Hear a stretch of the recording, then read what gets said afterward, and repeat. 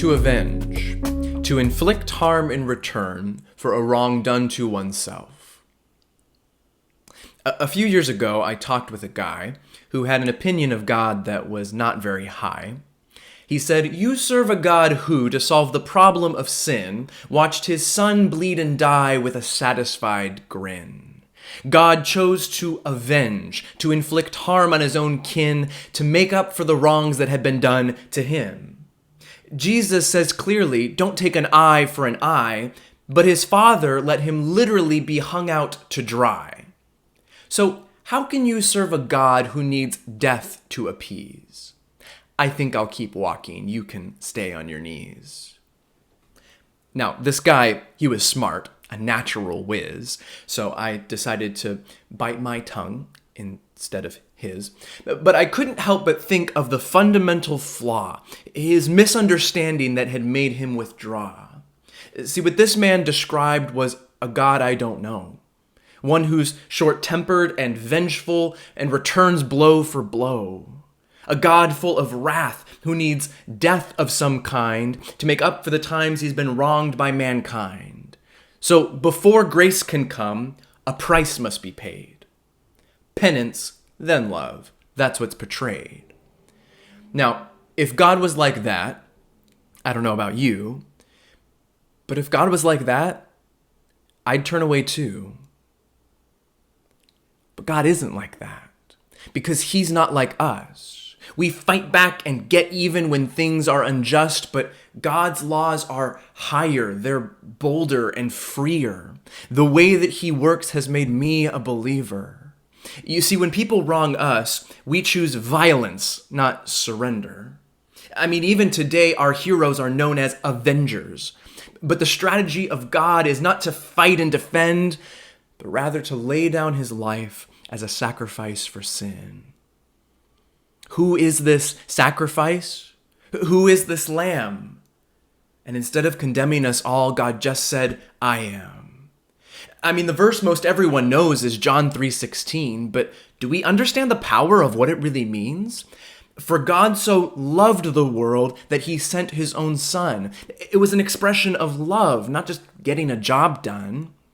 So to the man who tried to say that God is a tyrant, it was love, not the wounds, that rendered sin silent.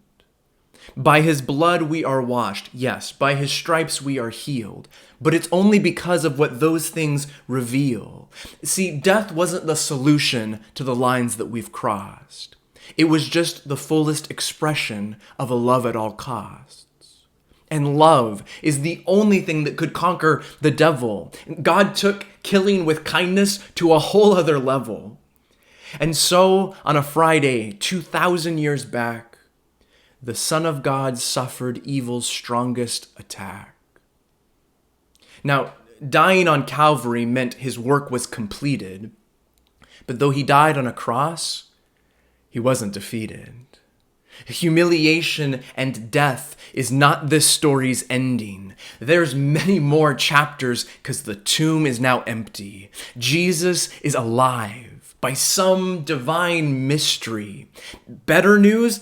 No, this is the best news in history.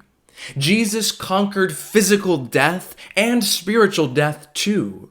So if you surrender to Jesus, this means something for you. The cross is not just theology or God's way of forgiving. The cross also unleashed a whole new way of living. The blood of Jesus breathes new life into your lungs. It does away with the phrase that you only live once. For because Jesus came and offered up his sacrifice, you can die now to sin and be given new life.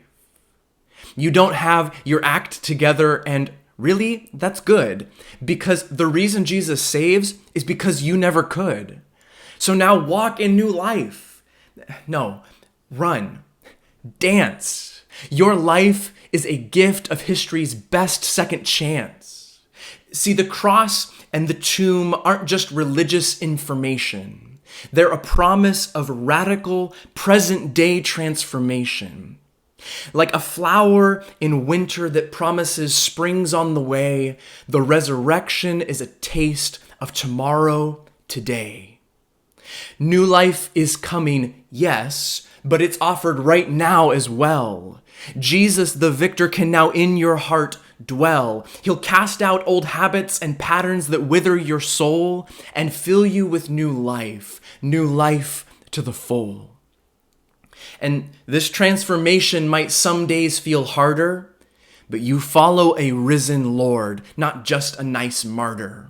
Meaning you don't struggle through this process all on your own. Jesus is with you. You're never alone. So have hope. Have peace. Jesus conquered the grave. Of sin and of fear, you're no longer a slave. The victory of Jesus is a foretaste of heaven. Resurrection is a megaphone turned up to 11, screaming, God is bigger than evil. He is stronger than death. You've been given new life. So take your first breath.